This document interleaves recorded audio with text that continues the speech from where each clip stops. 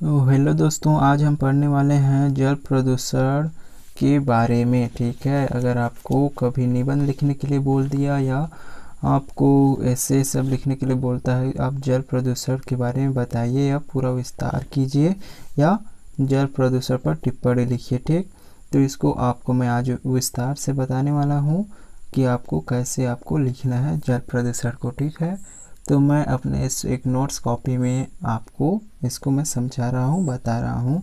ठीक है, तो चलो हम शुरू करते हैं। जल प्रदूषण आपको एग्ज़ाम सब में लिखना होगा, तो आप ज़्यादा से ज़्यादा लिखने की कोशिश करना, क्योंकि जो भी निबंध रहता है उसको पूरा डिटेल उसके बारे में पूरा सब कुछ लिखना रहता है। ठीक है, तो इसमें आपको लिखने की शैली और उसके साथ साथ आपको किस प्रकार से लिखना चाहिए एक सेटिंग रहता है, उसको भी बताने वाला हूँ। ठीक, इसमें आपको मैं बता रहा हूँ। तो फर्स्ट तो हम लिखेंगे कि आंसर नंबर पहला दूसरा तीसरा जितना भी रहे। ठीक है, तो उसमें जल प्रदूषण, ठीक है, टॉपिक है हमारा जल प्रदूषण। तो उसमें आप लिखोगे उसका इंट्रो। ठीक, कि जल प्रदूषण होता क्या है उसके बारे में परिभाषा या इंट्रो। ठीक है, तो इसको हिंदी में उसको परिभाषा या अर्थ ऐसे लिख के आप कर सकते हो पहला करके ना। तो इसके बारे में कुछ बता देता हूँ। ठीक है, तो जल प्रदूषण इंट्रो। ठीक, जल जीवन के लिए एक अत्यंत आवश्यक है और जिसको जलीय जीव अपने वातावरण से तथा अन्य स्रोतों से ग्रहण करते हैं। ठीक है, पौधे खनिज लवणों को जल से घुलित अवस्था में ग्रहण करते हैं। पौधों द्वारा निर्मित भोजन का स्थानांतरण भी तरल अवस्था में होता है। जल जीव द्रव्य का आधारीय भाग बनाता है। जल में विभिन्न प्रकार के खनिज लवण, अकार्बनिक तथा कार्बनिक पदार्थ और गैर घुली रहती है। ये सब पदार्थ जल में एक निश्चित अनुपात में होते हैं। यदि जल में इन पदार्थों की संतुलित मात्रा में कम या ज़्यादा हो जाए तो जल प्रदूषण हो जाता है। तो ऐसे प्रदूषण या प्रदूषित जल के उपयोग से विभिन्न प्रकार के रोग उत्पन्न होते हैं। तो ये क्या होता है, जल प्रदूषण। ठीक, ये सब आपको इंट्रो में देना है। अगर आप भूल गए तो वीडियो को फिर से एक बार शुरू से देख लो, थोड़ा रिव्यू कर लो या डाउनलोड कर लेना। ठीक, या आप ऐसे भी इस इंट्रो में दे सकते हो कि वहाँ जल प्रदूषण की जल में अनियमित मतलब कोई भी मात्रा जब अकार्बनिक या कार्बनिक मात्रा में असीमित या अघुलन मतलब जो मात्रा सीमित रहती है वो आगे पीछे या अनियमित हो जाती है तो वो होता है प्रदूषण। ठीक, तो ये इंट्रो में आप लिख सकते हो परिभाषा में। ठीक, अब जल प्रदूषण के स्रोत, उसके बाद दूसरा टॉपिक लिखना है आपको, दूसरा करके जल प्रदूषण के स्रोत। ठीक, फिर आपको नीचे डॉट करके आप मतलब नीचे में आप 1 2 3 भी आप दूसरे टाइप का भी दे सकते थे इसमें ऐसे करके। ठीक है, ऐसे करके तो इसमें आप ये ABCD में भी आप लिख सकते हो। ठीक, तो ये एक क्रम है। तो आप फिर इसमें आप लिखना वाहित मतलब जल प्रदूषण के स्रोत क्या है, पहला A। तो इसमें फिर आप ऐसे करके इसके बारे में। ठीक, वाहित मल, तो यहाँ आप शुरू किए, अब इससे फिर आप शुरू करोगे बहुत सारे मतलब ये सबको बाद में लिखना है।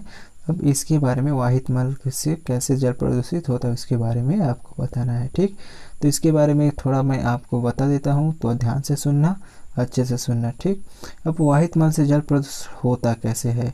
घरों से निकला हुआ माल मूत्र, कूड़ा करकट तथा औद्योगिक प्रतिष्ठानों से या निकला हुआ वाहित मल नदियों नालों समुद्र में डाल दिए जाते हैं। ठीक है, मूत्र या यूरिया अपघटित होकर अमोनिया बनाती है जिससे जल प्रदूषित हो जाता है।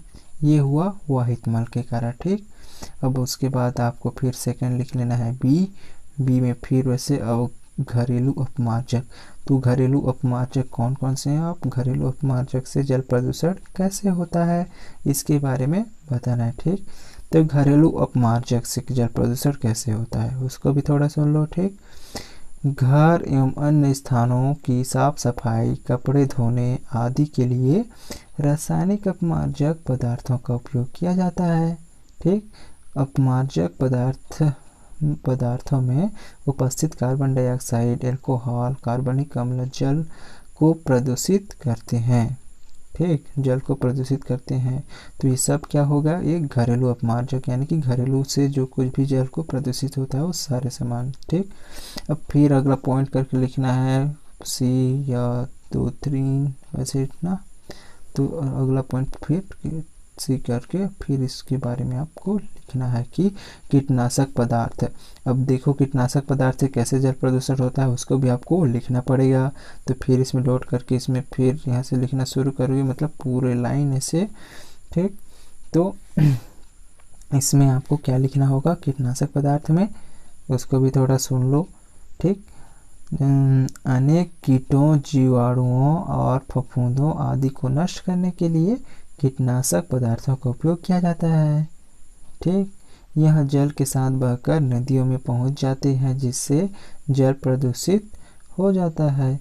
इससे पुलिया, हैजा, पेचिश आदि रोग हो जाते हैं। ठीक है, तो ये हुआ कीटनाशक पदार्थ है। इन सब के मतलब कीटनाशक पदार्थ कौन कौन से हैं उसको भी बताया, तो कैसे उसको यूज़ करते हैं और जल प्रदूषण कैसे होता है और बीमारी कैसे फैलता है उसके बारे में भी है। ठीक, अगला पॉइंट आप फिर लिख लेना डी नंबर, उर्वरक। अब उर्वरक से कैसे जल प्रदूषण होता है इसको भी थोड़ा जान लेते हैं। ठीक, उर्वरक या फर्टिलाइजर्स, ये उर्वरकों के अधिक उपयोग से जलीय इकोतंत्र पर प्रतिकूल प्रभाव पड़ता है। ठीक, तो ये हुआ उर्वरक या फर्टिलाइजर के कारण ये जल पे प्रभाव पड़ना। ये तो हो गया, आपको लिखना है फर्स्ट सेकंड मतलब प्रदूषण के स्रोत। अब इसके बाद आपको बहुत सारे आप मतलब लिखना है पॉइंट, इसके अगर और भी ज़्यादा जान रहे हो तो उसको भी लिख देना। ठीक, फिर अगला पॉइंट पहला तीसरा लिखना है जैसे शुरू में किए थे वैसे। ठीक, तीसरा जल प्रदूषण के प्रभाव। ठीक है, तो इसमें भी आप यहाँ से शुरू करोगे, लिखते लिखते लिखते लिखते ऐसे ऐसे ऐसे मतलब पूरा जो लाइन है उसमें जो आंसर शीट मिलता है उसमें आपको लिखना है। ठीक, तो जल प्रदूषण के प्रभाव, तो इसमें पहला दूसरा भी पॉइंट दे सकते हो, मतलब जीवन पे प्रभाव, जीव जंतु, पेड़ पक्षी, मतलब जितना भी है उस सब में पॉइंट बना के लिख सकते हो। ठीक है, तो जल प्रदूषण के प्रभाव, तो जल प्रदूषण कैसे प्रभाव डालता है उसके बारे में थोड़ा सा आप सुन लो। ठीक है, वीडियो लॉन्ग है लेकिन इम्पोर्टेंट है, तो अच्छे से सुनते रहना और इसके अलावा कोई दूसरा वीडियो देखना ना पड़े। मैं यही चाहता हूँ कि आप एक ही वीडियो में पूरा समझ जाओ। अब देखो जल प्रदूषण के प्रभाव, तो जल प्रदूषण के प्रभाव हैं आपको लिखना है निम्नलिखित प्रभाव है। पहला, ठीक है, पहला कि प्रदूषित जल द्वारा मनुष्य में टाइफाइड, पीलिया और जिहार, एसिस और मलेरिया, पील ज्वर, पेचिश, हैजा, चेचक आदि रोग होते हैं। ठीक है, अब दूसरा फिर आपको दूसरा पॉइंट फिर आपको लिख देना है और करके फिर करना है कि विषाक्त पदार्थ औद्योगिक अपशिष्ट के जलीय इकोतंत्र के लाभकारी जीवाणुओं को भी नष्ट कर देते हैं, जिससे मृत कार्बनिक पदार्थ का अपघटन नहीं हो पाता। ठीक, 2 पॉइंट, अब फिर इसमें 3 पॉइंट, ऐसे पॉइंट बना बना के लिखते जाना है आपको। फिर आपको तीसरा पॉइंट में लिखना है कि उर्वरक में उपस्थित नाइट्रोजन नाइट्रेट्स के रूप में जल में संचित होते हैं। जब ऐसे जल को जीव क्या करते हैं, ग्रहण करते हैं, तो इंटेस्टाइनल बैक्टीरिया द्वारा उसे नाइट्राइट में बदलकर रक्त विषाक्तता मिथाग्लोबिनीमिया बनाता है, जो श्वसन और रक्त परिवहन तंत्र को नष्ट कर देता है। तो ऐसे आपको पॉइंट बना बना के लिखना है कि जल प्रदूषण के क्या क्या प्रभाव होते हैं सबको। ठीक है, तो ऐसे आपको लिखना होगा। फिर हम अपने लास्ट पॉइंट पे आते हैं। ठीक है, अब जल प्रदूषण के नियंत्रण, अब इसमें आपको लिखना होगा कि जल प्रदूषण को आप कैसे नियंत्रित कर सकते हो, कौन कौन से तरीके हैं, उसको भी आप पॉइंट बना बना के आप लिख सकते हो उसमें। ठीक है, 1 2 3 ये ABCD जैसे ऊपर बताया था वैसे ठीक कर करके। ठीक है, तो इसमें भी फिर आपको पहला पॉइंट सुन लो अच्छे से ना ध्यान से। तो इसमें फिर आप लिखोगे कि कीटनाशक प्रदूषण को रोकने के लिए रासायनिक कीटनाशक की जगह क्या बायोलॉजिकल इंस्टेंसिस मतलब कि जैविक खाद का उपयोग करना चाहिए। ठीक है, और वो कीटनाशक जैविक कीटनाशक सबका उपयोग करना चाहिए। फिर दूसरा पॉइंट कर लेना है। ठीक, पहला पॉइंट दूसरा पॉइंट ऐसे टाइप का। तो फिर दूसरा में फिर आपको लिखना होगा औद्योगिक और घरेलू अपशिष्ट पदार्थ से होने वाले प्रदूषण को रोकना चाहिए। और फिर तीसरा, नदियों के किनारे उद्योग नहीं लगाना चाहिए। ऐसे आपको जितने भी मिल सकते हैं टॉपिक सबको लिख देना, ठीक है। तो मेरे वीडियो कैसा लगा कमेंट करो। अगर कुछ समझ में नहीं आया होगा आपको तो आपको मैं ज़रूर समझाऊंगा इसमें, ठीक है। और राइटिंग सब में ना चाहिए, बस मैं आपको ये समझा रहा था कि आपको लिखना कैसे है। जल प्रदूषण या कोई भी निबंध आता है तो आपको किस प्रकार से लिखना है और उसमें आपको पूरा अच्छा नंबर मिले उससे, ठीक। और आप जितना अच्छा राइटिंग से लिखोगे उतना भी अच्छा है, आपको नंबर मिलने की चांस बढ़ जाती है। और दोस्तों वीडियो देखने के लिए आप सभी का बहुत बहुत धन्यवाद।